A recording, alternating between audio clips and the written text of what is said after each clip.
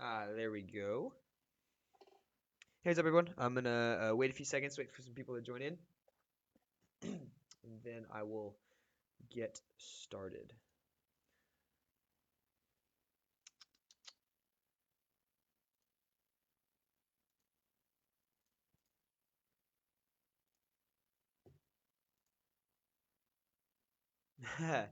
Zachary Routen likes Let's Talk Politics. Hey, thanks, man. Appreciate the like.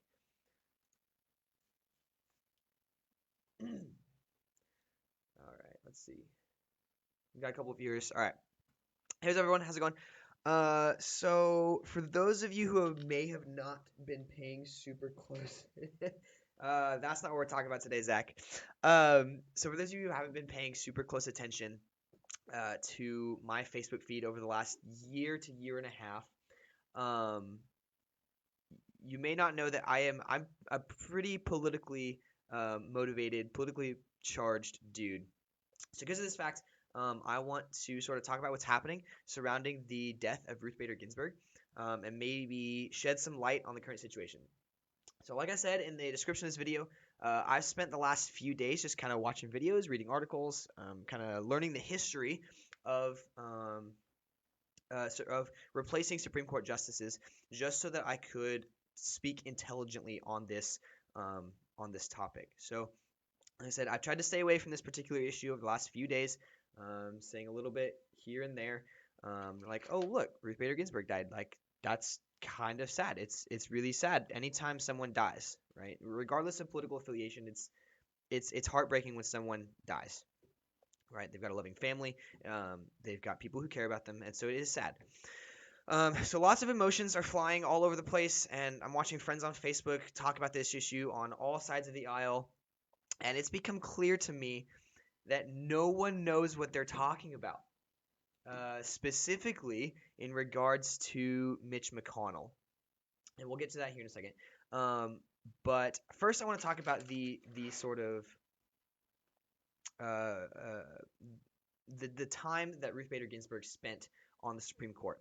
So lots of my Republican friends view Ruth Bader Ginsburg as simply a bastion of or a bulwark of liberal policies and agendas. And while she was that, don't get me wrong, I'm not going to deny that she was. She was definitely way more than that. She also did a lot of good and pushed for a lot of rights for women and minorities in the United States. So we kind of have to take, both sides of that. She was a bulwark of liberal agendas, but she also provided a lot for women and minorities in the country, like the right to own a credit card and the right to sign off on a house without their husband's permission. All this other stuff. It was great, great work that she did. Okay, now on to Mitch McConnell, which I see tons of people screaming, hypocrisy, hypocrisy, to which I respond with, you're wrong. Here's why. Mitch McConnell's argument for replacing the Supreme Court justice was never about approving a Supreme Court justice during a president's final year in office or during the lame duck session. That was never what the argument was. And so anyone that tells you that's what the argument was, they're lying or they don't know what they're talking about. The argument was that they needed to wait until after the election because the Senate majority and the president were of two opposing parties. That was the argument. That's always what the argument was. And there is a lot of precedent for it. So, quick history lesson. The last time that a Supreme Court justice was approved by the Senate of the opposing party of the president during a lame duck session was over 120 years ago, under President Grover Cleveland. Okay, 120 years since the last time this happened, where a president of the opposing party of the Senate majority was approved, or had approved a Supreme Court justice, right? So there's tons of precedent for McConnell's play in 2016 for denying Merrick Garland's nomination to the Supreme Court, right? On top of this, people seem to be forgetting what McConnell referred to this unspoken rule as in his speech to the Senate, right? In the very speech that Democrats in D.C., and I want to separate this, the Democrats in D.C. from the Democrats that here might be watching this video. because I've got some friends that are Democrats that love Jesus fiercely, and I don't want to alienate you guys, right? The very speech that the Democrats in D.C. are targeting, McConnell also refers to what he calls the, quote, Biden rule. Looking back just a few years earlier, Joe Biden had made this exact claim when he was chairman of the Judiciary Committee back in 1987 to 1997, with a brief break there in between. Biden said, I'm going to quote his speech directly, "It would be our pragmatic conclusion that once the political season is underway, acting on a Supreme Court nomination must be put off until after the election campaign is over. That is what is fair to the nominee, and it is central to the process. Otherwise, it seems to me, we will be in deep trouble as an institution. Others may fret that this approach will only leave the court with 8 members for some time. But as I see it, the cost of such a result, the need to re-argue 3 or 4 cases that will divide the justices 4-4, are quite minor, compared to the cost that a nominee, the president, the Senate, and the nation would have to pay for what would assuredly be a bitter fight, no matter how good a person nominated by the president." End quote, Joe Biden. So, question is now, if McConnell was wrong in 2016 for using the same argument as Joe Biden, was Joe Biden wrong back in the early 90s, late 80s? No. Biden was not wrong when he made this argument either, just missing a key piece of the argument, which is that the Senate majority is different than the majority of the president, or the party of the president. Okay, that's the only thing. So now on to the good stuff. Now that we know what the argument is, we're gonna get to the good stuff. So Democrats, specifically the Democrats in the lead of the party, are losing their minds over this vacancy in the Supreme Court. Right, so nothing is off the table. Democrat senators threaten action if Republicans vote for new Supreme Court justice. So Chuck Schumer tells the Democrats, "Let's be clear. If Leader McConnell and Senate Republicans move forward with this, then nothing is off the table for next year. Nothing is off the table."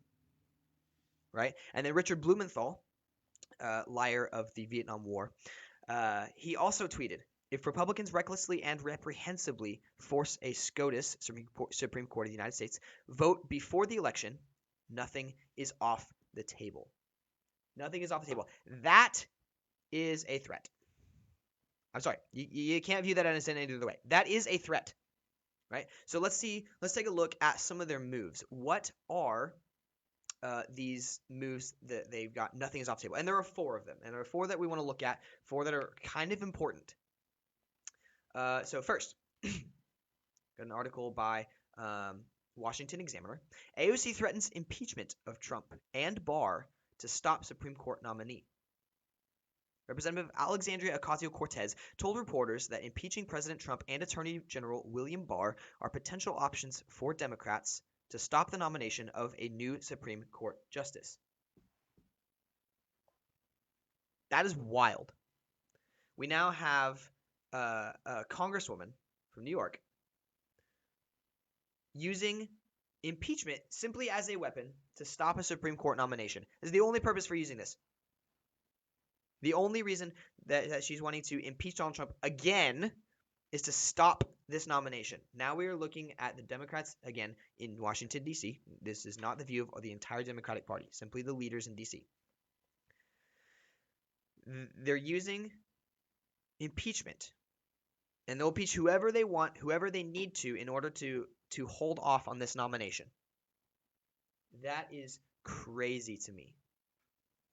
We've got move number 2. Here's a MSN. Democrats tamp down threats to pack high court and end filibuster over Trump SCOTUS pick. So here's moves 2 and 3. Ending the filibuster and packing the Supreme Court. Senate Democrats turned down the heat about talk related to expanding the Supreme Court or doing away with legislative filibuster just days after some of their members threatened their party would do so if Republicans confirmed a Trump nominee before the election. So we've been seeing a lot of talk over the last few days, specifically from guys like this Chuck Schumer and the lady in the back, Nancy Pelosi. We've been seeing a lot of talk from people like them, AOC included, that the Republicans are breaking all of the norms and wanting to get rid of all social institutions. Meanwhile, the Democrats are the ones that are literally breaking all of the political norms and institutions. Nancy Pelosi, Chuck Schumer, Blumenthal, Ocasio-Cortez, they're the ones wanting to impeach random people to stop the nomination, pack the Supreme Court with liberal justices, therefore shifting the power balance of the Supreme Court permanently, ending the filibuster, right, which is a check and balance against power to make sure that the government can't use too much power. And then, move number 4, why Democrats need to prioritize statehood for D.C. and Puerto Rico. This is the 4th move that they've been talking about, statehood for D.C. and Puerto Rico. So D.C. and Puerto Rico are both assumed to be very, very, very left-leaning. They would vote Democrat near unanimous. So this would add, 3 to 5 more senators and a bunch more House representatives. Permanently shifting the power balance from pretty equal, pretty even, left and right, to just heavy, heavy left. And this is the move they're making. These are the moves they're making. They want to impeach to stop the nomination. They want to pack the Supreme Court to shift the power balance. They want to add states to shift the power balance. And, what's the 4th one? End the filibuster so they can do whatever they want. These are the moves they're making. Ooh, get rid of that. Washington, CNN. Republicans have successfully leveraged the Supreme Court balance of power as a major campaign issue to ignite their base since the 1980s.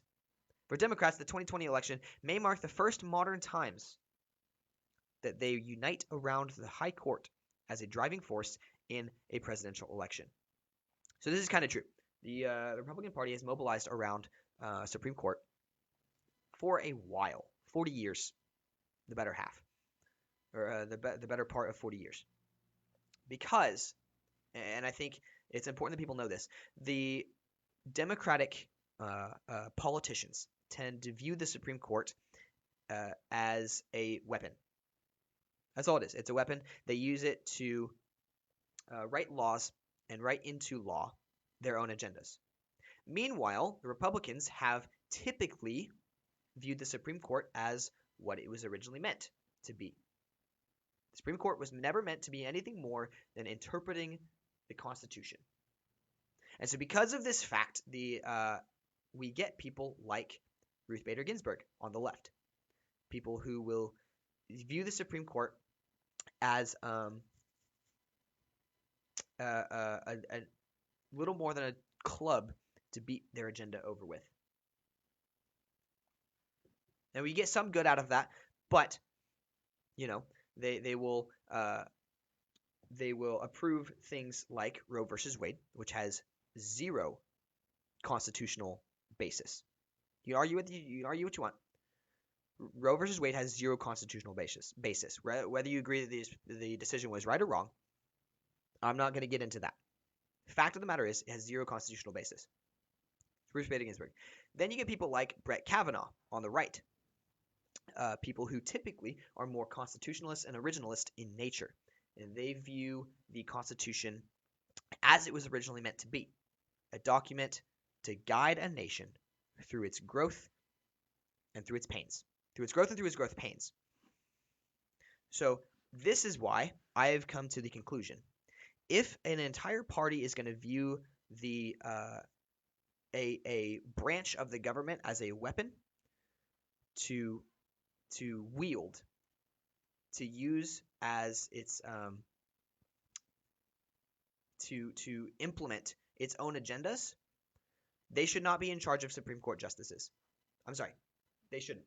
If a party is going to wield the Supreme Court as little more than a way to push their own agendas, they should not be in charge of nominating Supreme Court justices. This goes for the Republican Party too. If the Republican Party all of a sudden decides they want to nominate someone who is not a textualist, originalist, or federalist, they shouldn't be nominated. They shouldn't be accepted. Nominate people like Brett Kavanaugh, people like Neil Gorsuch, people who are going to read the Constitution and say, ah, yes, this is what the Constitution means.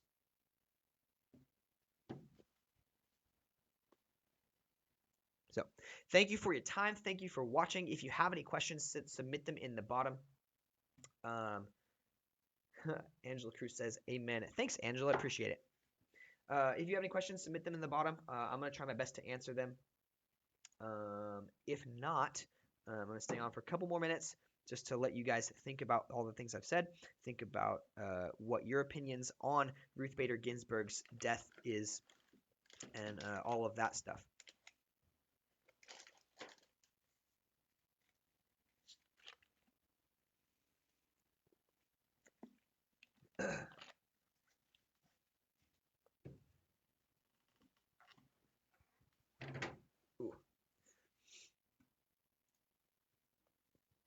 All right, so while we're waiting, I'm going to read this article from MSN. Why Democrats need to prioritize statehood for D.C. and Puerto Rico. The U.S. House of Representatives passed a bill in favor of D.C. statehood Friday. Both the Republican Party and the president oppose statehood for the nation's capital, so the bill will almost certainly go nowhere in the Senate for now.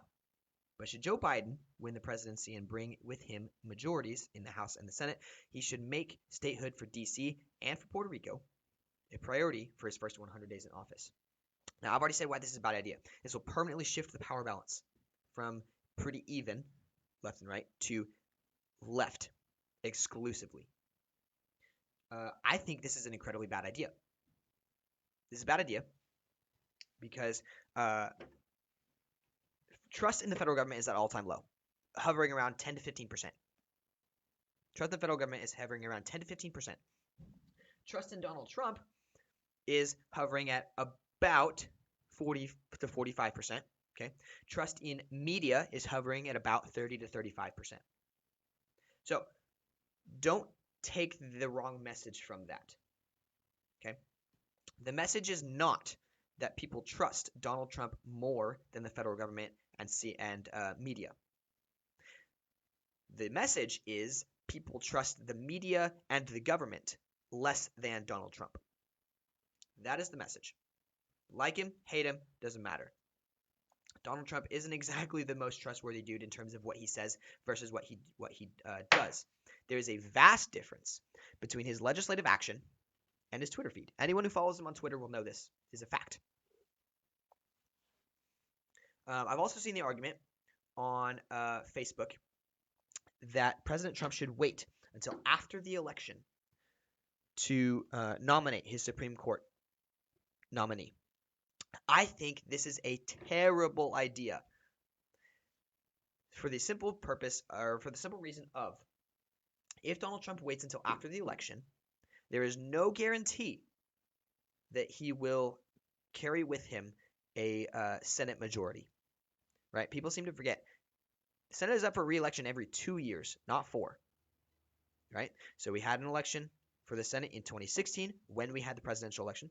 We had the midterm election in 2018, which everyone freaked out about, kind of when the world ended, right?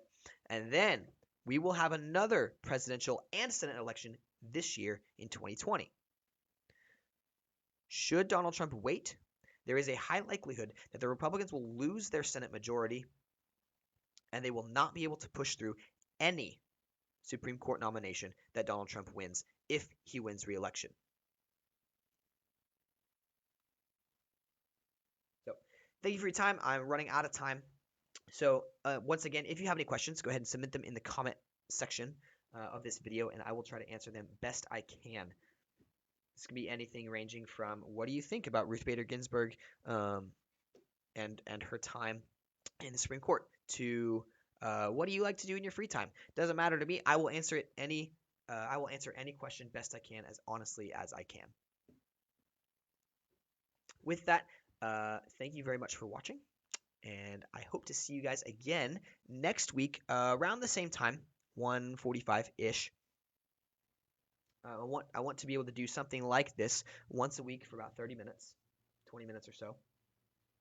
Uh, throw that in the comment section if you want to see me do this again. If you want to see me have some guests talk about different things, go ahead and throw that in the comment section as well. With that, I will see you guys later.